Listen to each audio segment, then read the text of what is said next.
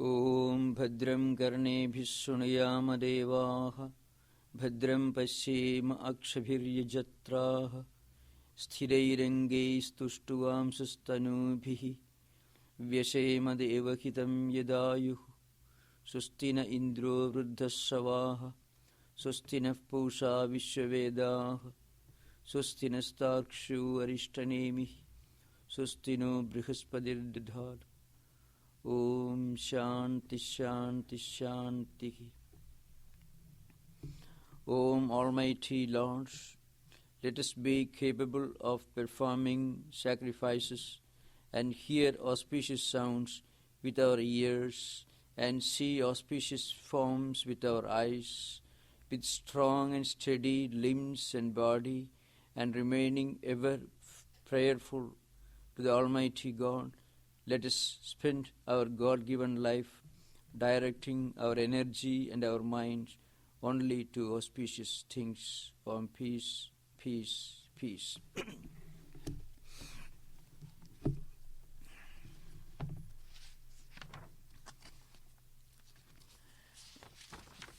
Now, some of you students have requested for clarification of certain points that we discussed during the last few classes or related to different schools of Buddhism. The first the first topic that is raised is here. In the last class it was mentioned that the Sautrantikas contend that external objects are not perceived but known through inference. How can the existence of anything, be it an idea or an object, be inferred through anumana without a prior perception of that thing? Nama, Rupa, etc. are inextricably connected. Please elaborate. Now, as an introduction, I must give a brief outline of the developments of Buddhist philosophy. It's called the later Buddhism. As I said earlier, Buddha himself did not expound an intricate philosophical system. His philosophy was more or less a kind of ethical system. He didn't bother much about life after death or anything of a transcendental nature. So his philosophy was mostly confined to the Four Noble Truths and Eight Noble Paths. I'm not going to those details. Now, as I said, we are going to deal with the later schools of Buddhism. There have been four distinct schools of thought in later Buddhist tradition. Two schools of realism and two schools of idealism. Realism implies the belief in the reality of external objects. Idealism is its opposite. Idealists do not attach a permanent ontological status to external objects. It's the main difference. Now, there are two schools of realists in Buddha tradition. One is Sautrantika, that's mentioned in this question, raised by some students, and other is Vaibhashika. Both these schools are realistic schools. Both believe in the ontological status of the reality of external objects. But there is a difference in their views with regard to how they perceive or understand or cognize external objects. See, you are seeing an object in front of you. Well, to make this idea clear, I shall just give an outline of the two schools of idealists. To understand the true position of realists, we must have an idea of the true position of their opposite, their opponents. The idealists, especially Vijnanavadins, or subjective idealists believe that external things are absolutely unreal. They do not have the ontological status of reality. They exist so long as their mental impressions prevail, exist in our mind. So they exist only as ideas within us. A question may naturally arise, and this is the question raised by the realists as a whole. They ask this question. Now, if you argue that external things have no status of reality, if they are totally unreal, and everything is perceived within the mind, the question arises. In that case, you should be able to cognize things even in the absence of external objects. See, you should be able to see a tree even if there is no tree in front of you. That's the question. There is no tree in front of you. There is no elephant, no vehicles, nothing in front of you. Still, you should be able to perceive them within your mind. This is the argument put forward by realists who want to establish that external things do exist. Now, the contention of the idealist is this. External things may exist in front of you, but you recognize those external objects. You give them the ontological status of a real object only if an idea of those objects exists in your mind. Well, suppose you go to a zoo and you see an animal or a creature of which you have not heard any time in the past, you have not read, you are seeing for the first time in your life. You don't recognize that creature because you have not formed an idea of that creature in your mind. There is no idea existing within your mind which should help you to recognize that animal or that creature. If there is a horse, we immediately recognize it's a horse because we know what a horse is like. So we have a clear understanding, idea of what a horse is in our mind.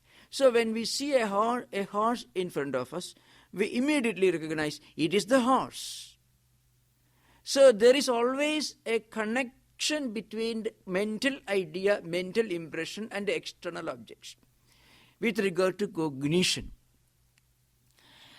I am giving this example to drive home the idea that much can be said for and also against the realists as well as the idealists. The idealists have their point of view and there is some logic behind. So to the realists, the idealists say, unless you have formed an idea in your mind, an impression, you won't be able to recognize the object in front of you, even if you see an object. And against this, the realists argue, without there being an object in front of you, you will not be able to recognize that object, even if it is in your mind. Because otherwise, you should be simultaneously perceiving everything in this world, every moment, everywhere. That doesn't happen. When you see an elephant in front of you, you visualize, you cognize, you recognize the existence of an elephant. If your cognition is not dependent upon the existence or the reality of an external object in the form of an elephant with a definite shape and form, then your mind itself can cognize everything. Whatever impressions you have gathered in your mind, those things could be cognized everywhere, every time, simultaneously. But it doesn't happen. So both the realist and also idealist have their point of view.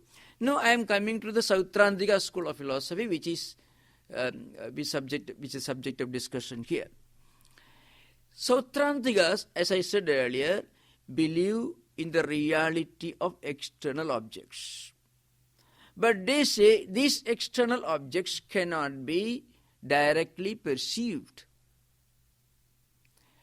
So Sautrantika view is sometimes compared to representationism, which was put forward by Descartes, Locke, Berkeley, Hobbes and other thinkers in Western world. Of course, centuries, more than nearly 1.5 millennium after the Buddhist philosophers wrote scores of books on this subject. That you should remember, the philosophical tradition of the Buddhists. These ideas were formed by the Buddhist philosophers around 2nd and 3rd century BC. Locke, Hobbes, Descartes and Berkeley came during the period, say, between the 16th century and modern times. So there is a wide gap between them. Now, it is sometimes called representationism. Representationism implies that you need a mediation of a copy or an idea to pursue anything. Well, suppose you see an object in front of you. The first condition is there should be an object in front of you. That's the argument of the Sautrantikas. You should see an object there should be an object in front of you. A horse, for example. And then you should have an impression, a mental idea of what a horse might look like, which you have formed in your mind. Maybe long back when you have seen horses. So you have already formed a clear idea of what a horse is like. So immediately this tendency is connected to the object in the form of a horse. But that's not enough. There should be conscience, the recognizing faculty. And you remember, according to Buddhist philosophers, everything in this world is kshanika, what's called momentary. Everything in this world exists only for a very short span of time. Everything is subject to change. The reason is everything has a cause. Praditi samutpada means the dependent origination. Everything originates from something else, and everything is an effect in its relation to its cause, and everything is a cause in its relation to something which originates from it. That's the idea. Pot is the effect of clay. Now if you break the pot, then also you powder the pot, you get clay. So in relation to the second type of clay, pot is the cause, but in relation to the clay from which this pot is made, pot is the effect. So everything in this world is also a cause and also an effect. Now anything which is caused cannot be eternal, because it is cause which actually becomes the effect. Ice becomes water and water becomes ice. So ice is not permanent, because if you melt it you get water. Water is not permanent. If you freeze it, it becomes ice. So everything is a cause and everything is an effect. So this changeability is philosophically analyzed, very elaborately analyzed by Buddhist thinkers as the property of momentariness. Means moment means kshana, means Actually, it is smaller than, shorter than moment. A split second, fraction of a split second. So everything is changing everywhere, every time. So, and then to be able to cognize something, you also need light. You need a light to see an object in front of you. So the object is necessary. A conscience with cognitive faculty is necessary. Some other auxiliaries are necessary, like light or whatever, lamp or whatever it might be. All these factors are necessary to form the idea, the copy of the horse. So what is your horse idea? Your horse idea is not the horse itself, it is the horse idea created by all these factors. Secondly, the second argument is, when you see an object in front of you and you say, well, this is the horse I am seeing, it is not the same horse. Because the horse that you first saw has gone, because everything is changing every moment. And then the horse which you point out is different, because it is only an inference of the horse that you actually saw. The horse that you saw has gone. Why? Because every moment everything is changing. So if this is the horse, this is actually not the horse which you actually saw maybe a few split seconds earlier. So everything is changing. So one can never really understand, cognize anything through direct perception. Whatever you pursue is only a representation of the object that you see. It is called representationism. This idea is, of course, this was propounded by Western realists also, empiricists also. In places, even subjective idealists like Berkeley also. It's called the school of representationism in the realistic stream. This is Sautrantika. Now, how can the existence of anything be inferred without prior perception of that thing? Well, now, when you see an object, all these factors come together. You have seen an object, the horse you have seen, the horse idea remains there, not the horse object. Idea remains. So that idea is connected with the object that is standing in front of you. So the cognition takes place. So this idea behind. It is true that anumana or inference cannot take place without the background of pratyaksha or direct perception. So anumana, you see, for example, if you see cloud, smoke in the mountain, well, you infer.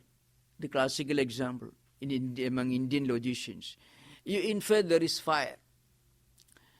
Well,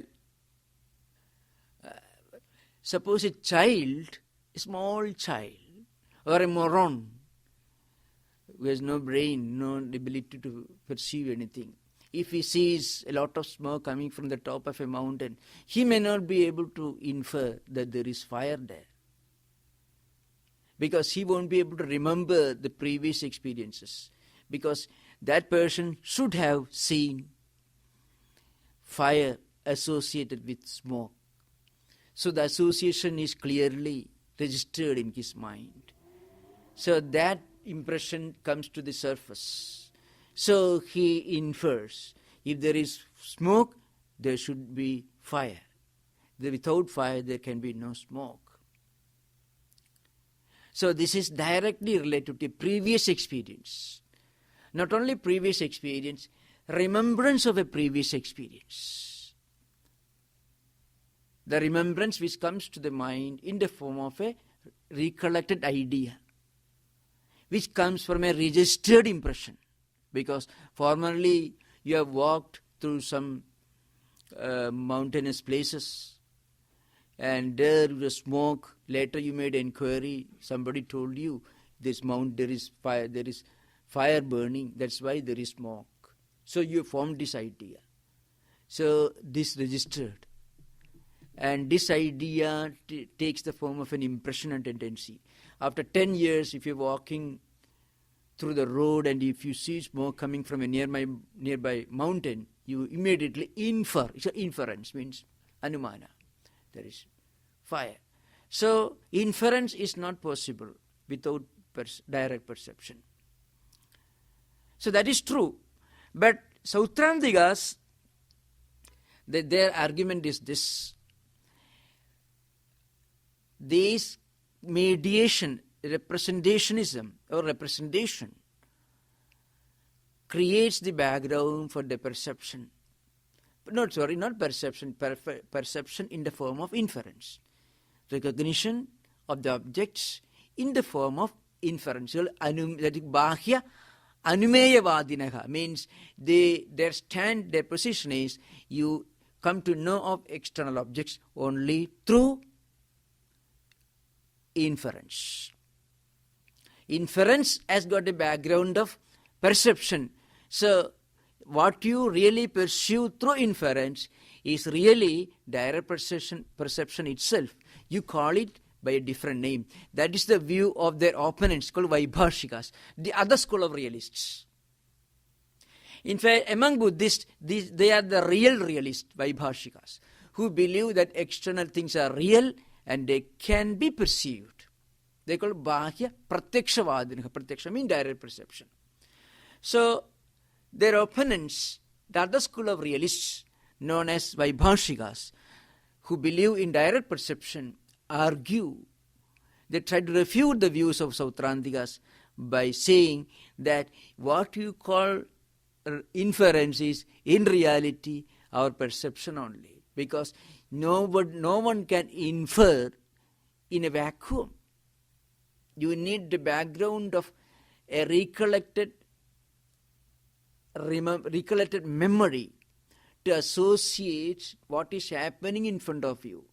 So inference is nothing but association, and this is possible only against the background of previously cognized impressions, registered memories and tendencies. This is the argument.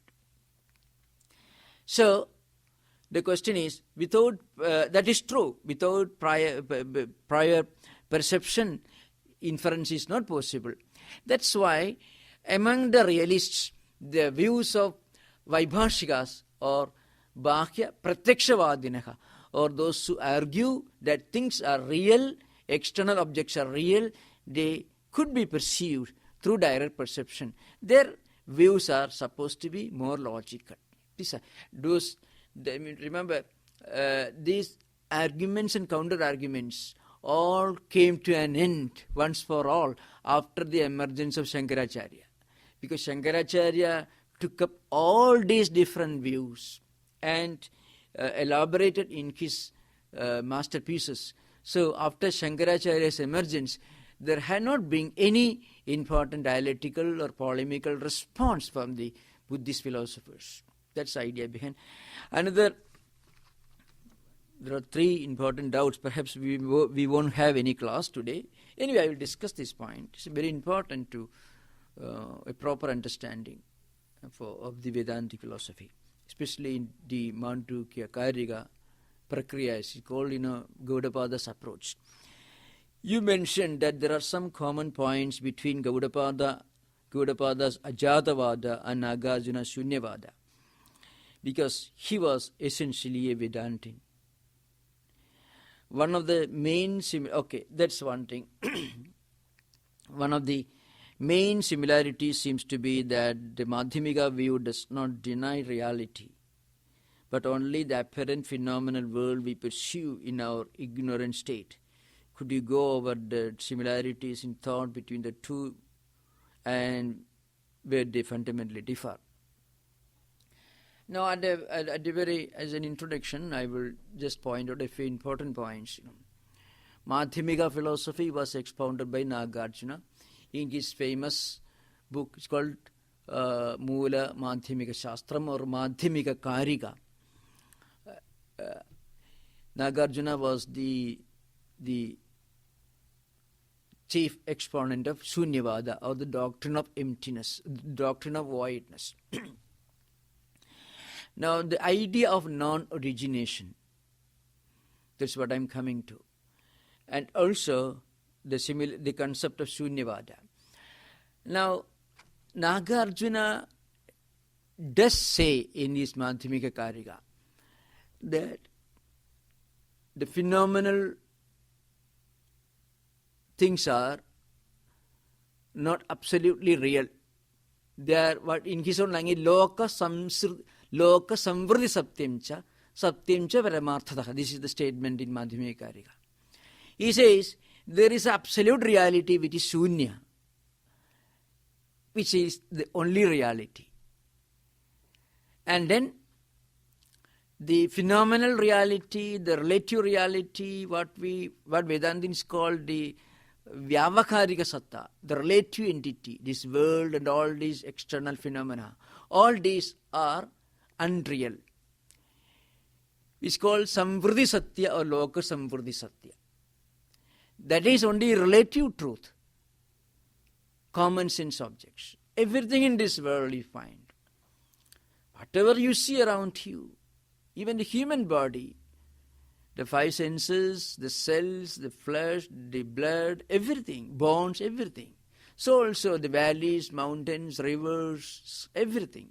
All these are changing. And anything which changes is only relatively true, which is called Samvriti Satya in the language of Madhyamikas or Nagarjuna. What Vedantins called Vyavakarika Satta is called Samvriti Satya by Nagarjuna. Vyavakarika Satta means common sense experience, things that we experience in our normal phenomenal life, things which are changing but still nevertheless true in the relative plane. This is called relative reality. Vedantins say Brahman is the only reality which is immanent, omnipresent, omniscient, transcendental, is beyond time, beyond space, beyond causation, beyond verbalization, beyond definition, description, which is only a matter of inner intuitive experience. This is the view of Advaitins or Vedantins. Now, with regard to non-origination, the idea is this. Both the Shunyavadins and also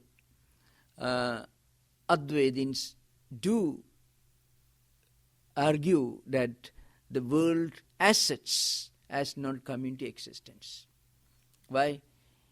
Coming into existence itself means something which really becomes absolutely real. Anything which is absolutely real cannot come into existence, because coming into existence implies the transition from a state of absence to a state of existence. Anything which exists for all times already exists before it comes into existence, which means it cannot come into existence. So if you say it came into existence, means it will go away from existence, it will disappear, it will vanish. So it cannot be absolutely real. It's only relatively real. Now, it is a problem of language. Now, Nagarjuna establishes his doctrine of emptiness and uses all kinds of arguments. But ultimately, he uses the term shunya or emptiness. Now, how can that shunya or emptiness be a positive, eternal reality? Vedantins said that there is an eternal reality in the form of consciousness, Atman or Brahman, and everything else is relative. So the relativity of the relative phenomena was established against the background of the absoluteness of the absolute reality, Brahman or Atman, by Vedantins. Nagarjuna, on the other hand, established the relativity of the relative, but could not establish the absoluteness of an absolute. He said this Shunya, he uses the word. In fact, Nagarjuna's language is very similar to the language of Advaitins. Advaitam, all the Avvayam, all these uses. But ultimately, he says it is emptiness. So how can emptiness or voidness be the absolute reality, which is the foundation, which is the source of the entire creation? How can from a big zero, how can a big zero give birth to millions of dollars? It's not possible. So Vedantins' absolute reality is a positive eternal subject, a positive absolute reality, which is our own true nature. But Nagarjuna's absolute reality is absolute voidness. Now, there are some Buddhist scholars who take a different view. They say that was not exactly what Nagarjuna really meant. They argue, Buddhist scholars argue, that Advaitin's presentation of Nagarjuna's philosophy is not acceptable. Well, there is a reason why Advaitins understood Nagarjuna's philosophy the way they understood. The reason is Shankaracharya lived in the 8th century. He was born in 1788 and passed away in 1820, or 1778 and passed away 1810, 32 years. Now, when Shankaracharya was preaching and expounding his philosophy, organizing the monks, establishing temples, and writing philosophical masterpieces, when he was busy doing all this, the Buddhist philosophy that was prevalent in India at that time was the doctrine of emptiness of Nagarjuna and the Vijnanavada of the subjective idealists. Both are real, both are idealists.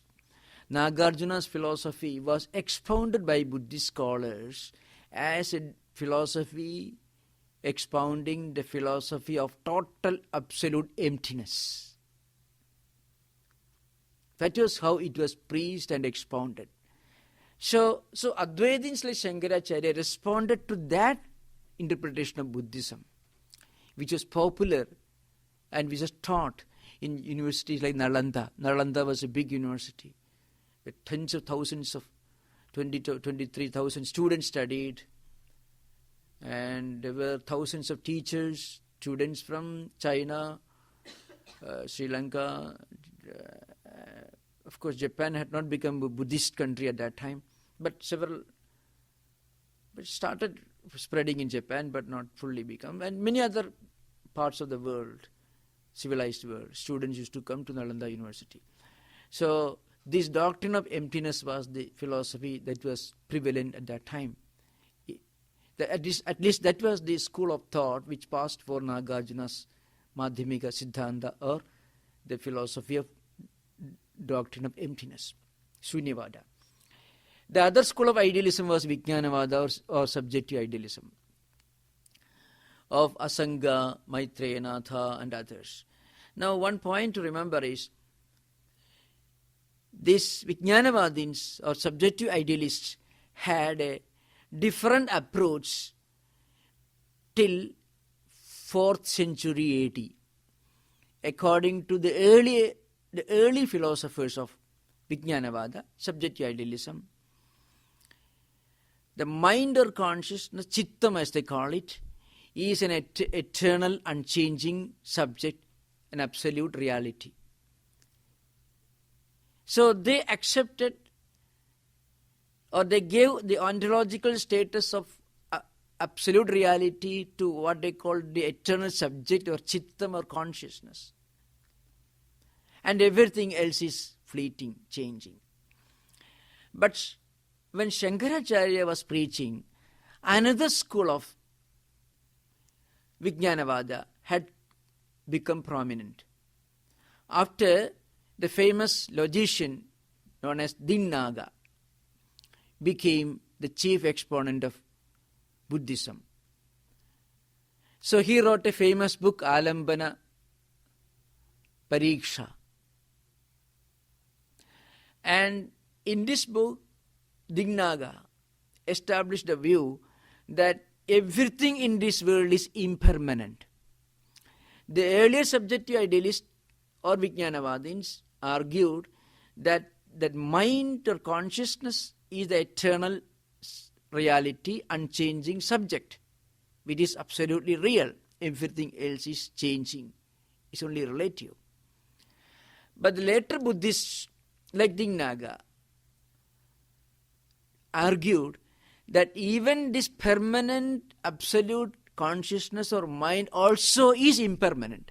That means everything in this world is impermanent.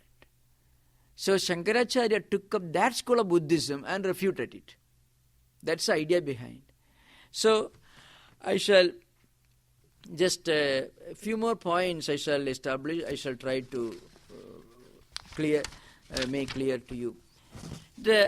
Now there are some people, you may read many books, and there are some scholars who argue that Gaudapada himself was a Buddhist. In fact, Gaudapada uses the word Buddha, Buddhanam, Buddhaihi in the singular and also plural. Buddhena, all these terms are used in Mandukya Kariga. So Gaudapada had read all the important works of the doctrine of emptiness, Shunyavada, and also the Vijnanavada, the subjective idealism. But it is obvious that Gaudapada was not a Buddhist, and not only that, his name appears prominently among the great teachers of Advaita Vedanta, beginning with the ancient teachers of prehistoric times. See, there is a famous verse, Narayanam Padmabhuvam Vasishtam Shaktim Cha Tatputra Parasharam Cha Vyasam Shukam Gaudapadam Mahantam Govinda Yogindra Mathasya Sishyam Sri Shankaracharya Mathasya Padmapadam Cha Hasta Malagam Cha Sishyam Tam Todagam Vartikakaram Anyan Asmad Gurun Santadamanatosmi. So, it's a famous Prarthana mantra, means a hymn of invocation, in which all the great teachers of ancient times, Vedantic teachers, are mentioned. So Narayana, Padmabhuva, Vasishtha, Shakti, then Shakti's sons Parashara, then Vyasa, Shuka, and then Gaudapada, Gaudapadam Makhantam. So Gaudapada is also mentioned with great respect among the teachers of Vedanta.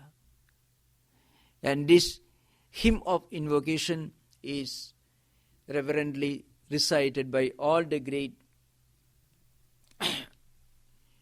teachers and students of Vedanta. It has been going on for the last at least 1400 years. And not only that, Shankaracharya, in his masterpiece, Commentary on Brahma Sutra, which is an important logical book, he quotes from the Mandukya Karya that we are studying now. He says, Atroktam Vedantartha Sampradaya Vidbhihi Acharyehi Anadimaya Supta. So he says, he refers to Gaudapada as a great traditional Vedantic teacher. And he refers and he quotes his verses with a great reverence and respect. And second point is, Mandukya Kariga is based on Mandukya Upanishad. Mandukya Kariga is an elaboration of the philosophy of Mandukya Upanishad. There is a reason why I am referring to this. Sometimes we feel that the doctrine of non-origination propounded by Gaudapada in Mandukya Kariga was borrowed by him from Buddhist scriptures. In fact, there are some scholars, or at least people who are supposed to be scholars, who argue that Gaudapada took everything from Buddhist scriptures. One is the famous Surendranath Dasgupta, and again Vibhushekara Bhattacharya. Some of these writers have tried to argue that Gaudapada took or borrowed everything from Buddhist scriptures, but absolutely meaningless, absolutely illogical, absolutely wrong stand. Because anybody who reads Gaudapada's Mandukya Karika will understand that it is a commentary on the Mandukya Upanishad. And not only that, it quotes Taittiriya Upanishad by name, and in many places, many of these ideas are indebted to Brihadaranyaka, Chandogya, even Bhagavad Gita. No Buddhist scholar, Buddhist philosopher would ever quote from Brihadaranyaka or Taittiriya or Bhagavad Gita. And not only that, at the end of the book, you find the 4th chapter, 99th verse. Gaudapada says, Naidad buddhena bhashitam. He categorically says that his philosophy, this philosophy expounded in the Mandukya Karika, as not being taught by Buddha. Buddha never taught this philosophy. Gaudapada makes a very, very categorical statement. That means the doctrine of non-origination stated here in the Mandukya Karika has nothing to do with Buddhist philosophy. And not only that, in Mandukya Karika, in the 2nd chapter, 25th verse, there is a reference to Buddha's Manayiti Manovido Buddhiriti Chatadvidaha. Mean Buddhi is this. It is a clear reference to the school of Vijnanavadins, subjective idealists. So sometimes, some of you may read some modern books in which the authors would tell you that Gaudapada refers to Buddha. Dipadam Varam, it's called. So all these are references to Gautama Buddha. Gaudapada had a great regard and respect for Buddha, but according to Vedantins, Buddha himself was a great exponent of Vedanta. So all these, I just wanted to refer to a few important points, because some students take so much interest in pursuing the study of Mandukya Karika. And not only that, there's a large number of passages in Gaudapada Karika which seem to be the echoes of Mula Madhyamika Karika, Nagarjuna. You may feel, sometimes you come across many verses which are similar to the verses found in Nagarjuna's masterpiece, Madhyamika Karika. See, Bhudam na jayade kinjit abhudam na iva jayate, soto na parato vapi na kinjit vastu jayate. All these may perhaps resemble, may appear to be similar to some of the ideas expounded by Nagarjuna. But the reality is, all these ideas are expounded to show that to the extent Nagarjuna agrees with some of the Upanishadic philosophy, Gaudapada is in full agreement with his views. Otherwise, he is not. This is the idea behind. Now, the third question is this. The Buddhists hold the theory of momentariness. That is Kshanikavada, I already explained here. Things exist only for split seconds. Everything is impermanent. That's a Buddhist view. Conditional. Why? I told you earlier, they believe in dependent origination. So everything comes from a cause, and anything which has a cause cannot be permanent. It will change. Everything in this world is an effect in its relation to the cause from which it comes, and it is the cause in relation to something which originates from it. According to some scholars, Buddha's later followers held that things do not exist even for a short period of time, but only for a brief moment. In fact, the word kshana is expounded very elaborately in some of the polemical, dialectical works of Buddhist philosophers, as some shorter than even a moment. Unless something that is relatively unmoving and or unchangeable is accepted, which is not in Buddhism, in relation to our compared to upamana, with what can movement be pursued? How do the Buddhists explain this? So, in Buddhist tradition, everything is momentary. As I said earlier, the clue to this question would be found in the first or former school of Vijnanavada or subjective idealism. I already explained this sometime in the past, but I shall try to make this point clear. I already told you earlier that in Mahayana tradition there are two schools of idealism.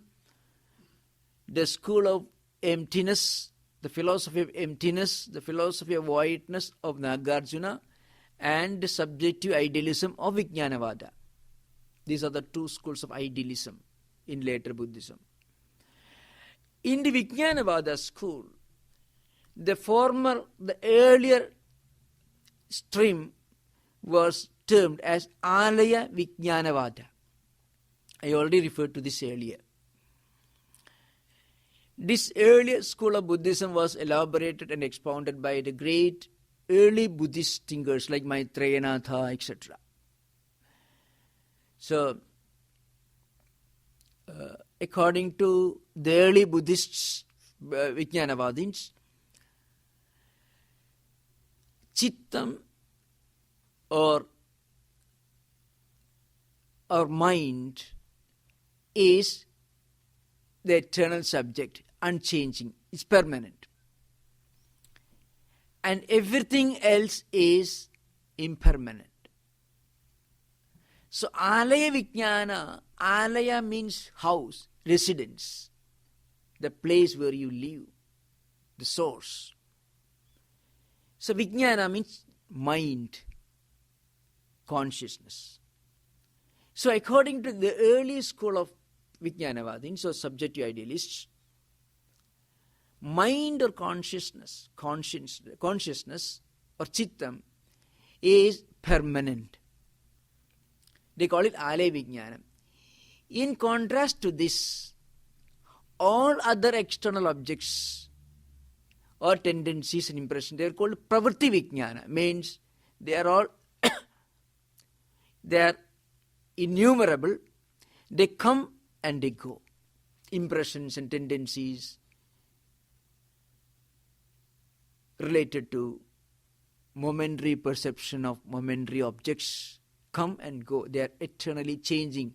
They are always in a flux. They are always flowing, moving, changing. In relation to the permanent chittam, mind, or Alaya Vijnana, consciousness. Now, what happened? As I said earlier, the later Vijnanavadins, like Dignaga and others, they deviated, they broke away from this tradition, and they started arguing that even this permanent chittam, Alaya Vijnana, is also impermanent. So nothing is permanent in this world. So that made Buddhist philosophy, especially the Vijnanavada school, very vulnerable. And their arguments and their views were refuted by Sautrantikas and Vaibhashikas, and also, of course, later by Shankaracharya and other great Vedantists. So there is no logical foundation for them. Everything in this world is in a flux. But the early school of Vijnanavadins is called Alaya Vijnana, Alaya Vijnana school, who believed in the reality of a permanent chittam or consciousness or mind. The whole idea seems to be more logical. The impermanence of fleeting objects can be understood in relation to the permanence of the permanent mind, consciousness, or Ale Vijnanam.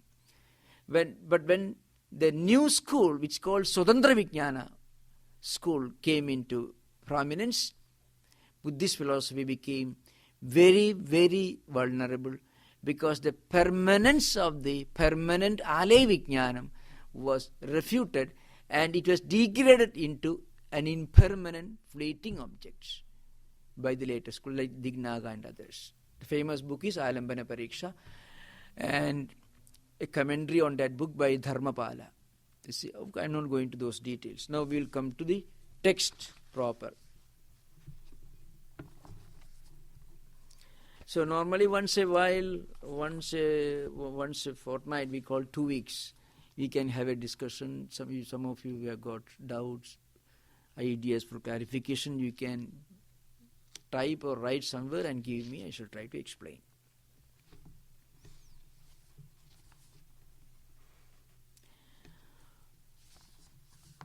Now we will come to the 3rd chapter.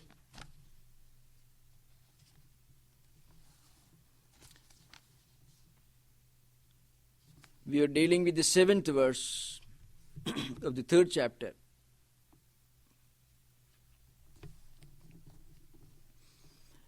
We have to remember the old analogy. The idea is that individual consciousness, Jivatma, is the same as the universal consciousness, Paramatma. The individual consciousness is not a part or a volute of the universal consciousness. There is no distinction at all.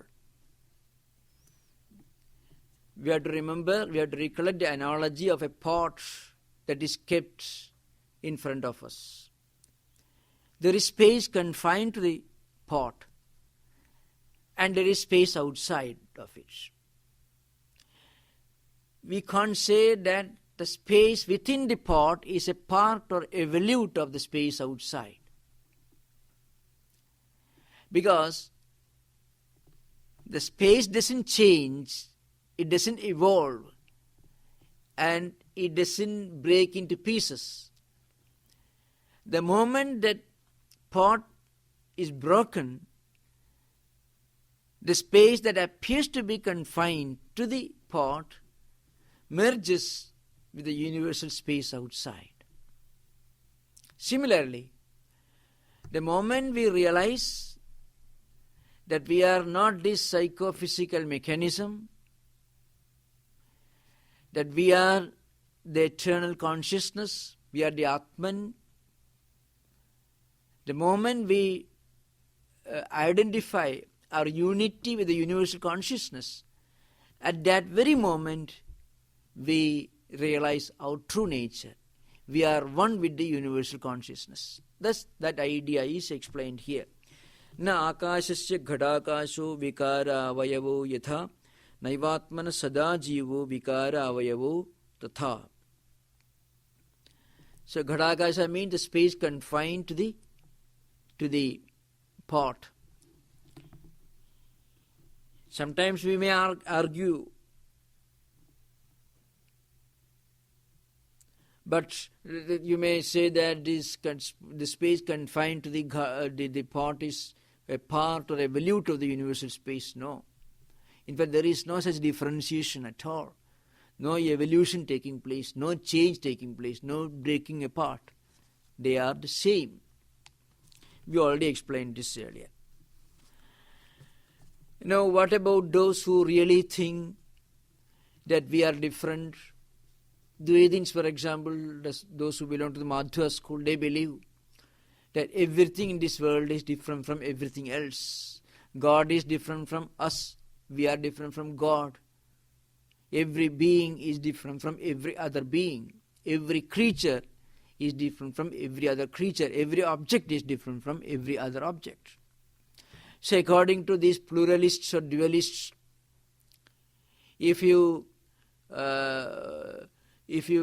assemble 100 pots and pans and other vessels made from the same clay, they would tell you there is absolutely no similarity between the pots and pans. They may be all made of the same clay. They would say everything is different. Why? Because glass is small in size, it has got a different shape. The bigger vessel has got a different size and shape. So also a pot is different in size and in shape. They are different. But Vedantins say this difference in shape, form, name, all these differences are only relative.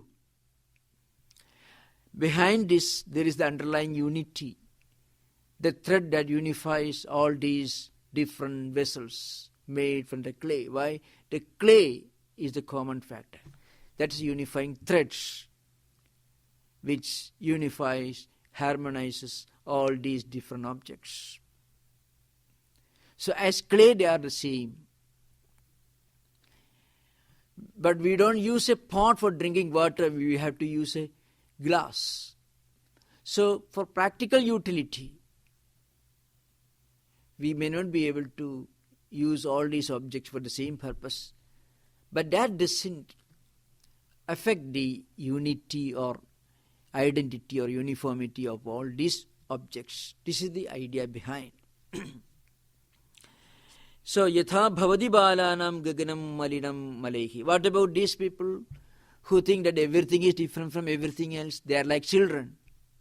The bala, word bala used, bala actually means manda buddhi nam, I mean those who are dull-witted, those who don't have proper rational understanding, or small children, kids. That's the idea behind. Both meaning can be taken.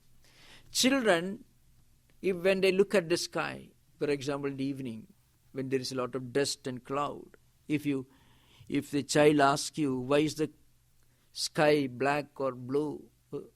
Why does it look red in color? You may say, well, there's a lot of dust and filth and mud accumulated in the sky. That's why it looks so red in color. If you give any other explanation, children won't understand. So also there are children in spiritual or philosophical understanding. Those who don't have the mature wisdom to understand the truth, even if you tell them. So, Gaudapada says, those who believe in duality, in differences, in plurality, those who cannot pursue unity and oneness of creation and existence, are like children who will not understand if you tell them that, oh, actually the sky doesn't get dirty or filthy. These clouds will vanish, the sky remains the same. Children won't understand. You have to tell him, you have to tell the child, well, somebody has put a lot of dust in the sky, that's why it looks dark or red in color, like that. So also people believe everything is different from everything else. So in Vedanta you always find this trend from many to one. Those who are ignorant believe the realities are many. Those who are enlightened believe the reality is one. And again from gross to subtle.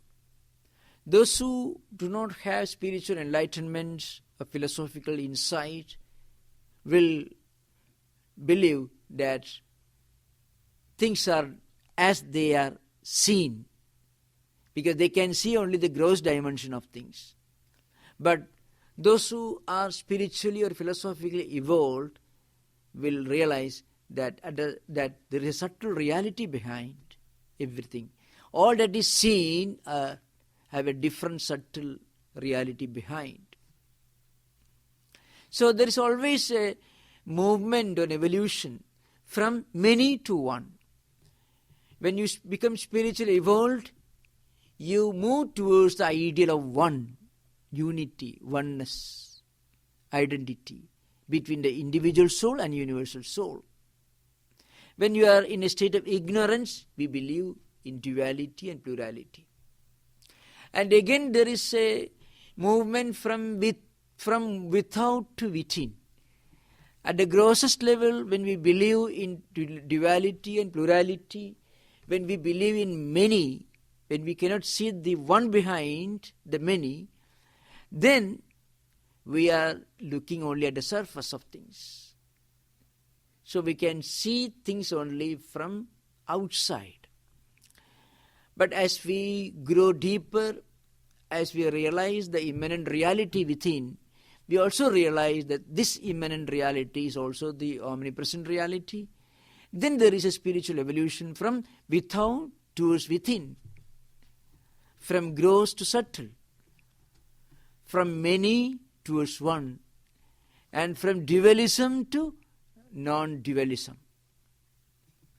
This is the spiritual evolution, and this is also the path of philosophical insight. This you can find the teachings of all the great philosophers of the world. So, today we shall conclude. Om Shanti Shanti Shanti Hari Om Tat Sat.